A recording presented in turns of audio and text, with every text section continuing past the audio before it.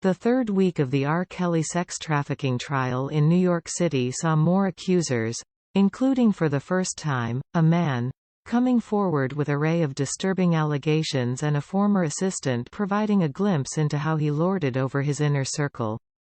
The accusers have testified without using their full real names to protect their privacy. Defense attorneys for the 54-year-old "I Believe I Can Fly" artist continue to counter by saying his alleged victims had every opportunity to reject him after they say he sexually abused them starting when they were underage, but instead chose to take advantage of his lavish lifestyle. There will be a break in the trial until Thursday. Here are a few scenes from week 3. R. Kelly's minions. The trial has given an inside look at how R. Kelly assembled a crew of assistants, some called runners, to cater to his every whim. They faithfully drove the R&B celebrity, fed him, booked his travel and provided security for him. For some, their only job was to be on call to join in for one of his favorite pastimes, pick-up basketball games. His minions have testified they were subject to deductions from their paycheck, fines, if they screwed up. Prosecutors say the crew members also were expected to turn a blind eye to the sexual abuse of women and girls, never daring to intervene. A former assistant who worked for Kelly from 2015 to 2017, Suzette Mayweather, testified she was involved with enforcing rules imposed by her boss to keep one of his underage victims in line. She said he once reprimanded her for allowing the victim to leave a van to go to the bathroom without getting his permission first. He also flew into a rage when she was caught discussing his relationship with another woman.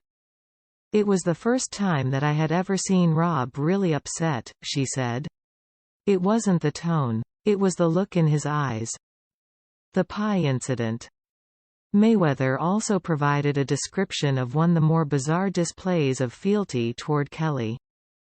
She testified how Kelly once contacted her in the middle of the night, demanding that she bring a sweet potato pie to his studio. With no objection, she hurriedly looked up a 24-hour Walmart and found out it carried Patti LaBelle brand sweet potato pies. Mayweather bought every pie in sight and delivered them by Uber to the studio. She testified Kelly greeted her by saying, "I thought you were going to fail your test." She said she watched as Kelly put the pies away without taking a bite. Den of iniquity. Two witnesses described the garage at R. Kelly's Chicago area mansion as a den of iniquity where he indulged his kinky side. Both said the garage had been converted into a gym, with a boxing ring, workout equipment and a sauna. A male witness told the jury how Kelly once took him there and, with a snap of his fingers, made a naked young lady emerge from underneath the box ring to give both of them oral sex. A woman also testified about agreeing to have threesomes with Kelly and other women. One time, she said, the defendant had her put on lingerie and interact with a girlfriend who was wearing a leash and collar, describing it as an S&M role-playing experience. "She was on her hands and knees and I was walking her," she said. Defiant witness. The jury also heard from another woman who accused Kelly of giving her herpes and told of filing police reports and suing him for failing to disclose an STD. She also went public with her allegations, including on a podcast where she said, "I don't like the word victim because I don't feel like a victim, and let's be clear, I made a choice to be involved with that person."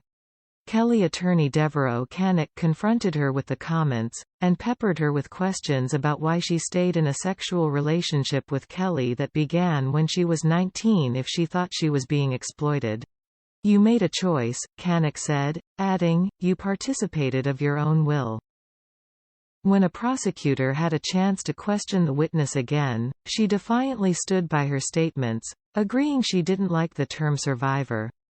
The prosecutor then turned the question of choice around on Kelly. "The defendant also made some choices," the prosecutor said. "The defendant chose not to tell you he had herpes, correct?" Dung, Noi Fu Nu Tra Loi.